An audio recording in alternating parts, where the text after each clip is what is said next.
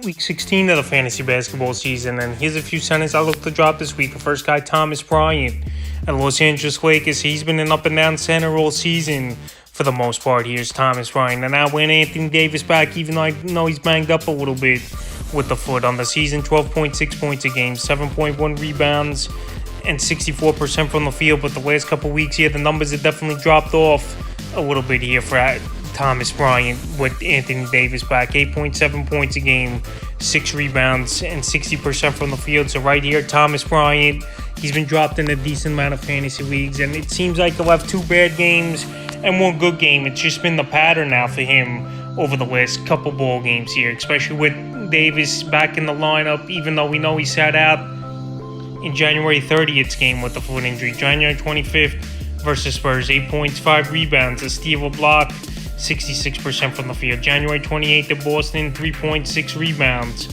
in that one, 100% from the field. And January 30th at the Nets, 18 points, 9 rebounds, a block, a 3, 87% from the field. So right here, he's been inconsistent as Thomas Bryant for the most part.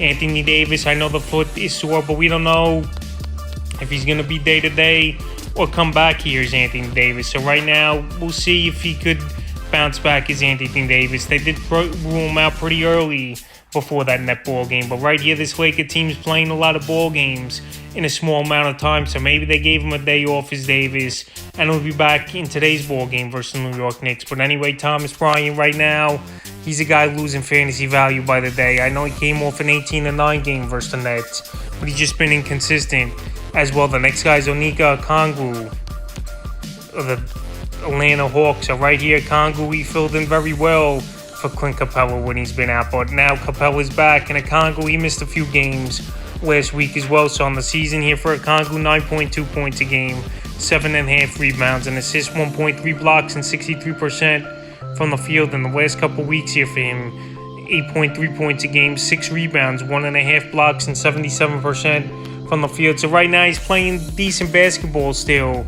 is Okongwu, but the playing time's definitely gone down about 20-25 minutes a game, and the stat line has gone down as well. January 21st versus the Hornets, 3.7 rebounds, 2 blocks at the 100% from the field. January 25th at the Thunder, 8 points, 5 boards, 2 assists, a steal, 2 blocks, 80% from the field. And January 28th versus the Clippers, 6 points, 9 boards, a steal, and that one is 60% from the field. So yes, he can help you a field goal. Yeah, he can help you at shot blocking.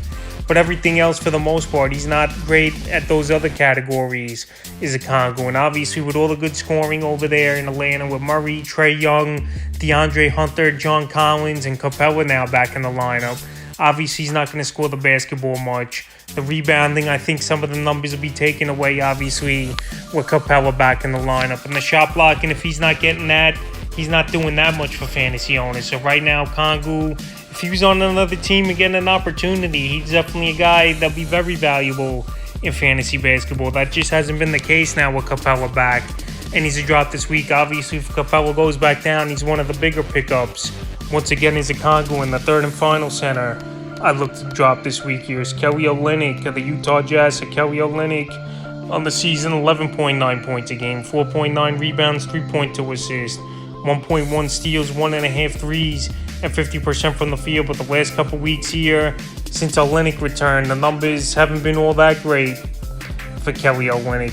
8.2 points a game, 4.5 rebounds, 3.8 assists, a steal, 1.2 threes, and 37% from the field. So Olynyk, I know he missed some time from January 10th all the way to January 25th here with the injury, but now he's back, and I don't think he's going to play that much either, is Olynyk, or get a big chance here. This Jazz team, they've been moving on and playing good with Walker Kessler, and also obviously Lauri Markkanen having a career here, as those bigs over there in Utah playing well. And Olynyk, we know throughout his career, has been an up and down fantasy option. One game he'll go off for 20 points, a few games in a row he just wouldn't do much with only 4 or 5 point ball games. So the last few games here for Olynyk, January 7th at the Bulls, 6 points, 4 rebounds, 2 assists, 2 blocks, 28% from the field. January 28th at the Grizzlies, 19 points, 8 rebounds, 5 assists, 4 threes, 77% from the field. And then the 28th, he returned to the lineup, 3 points, a rebound, 2 assists, and a 3 in that one. So right here,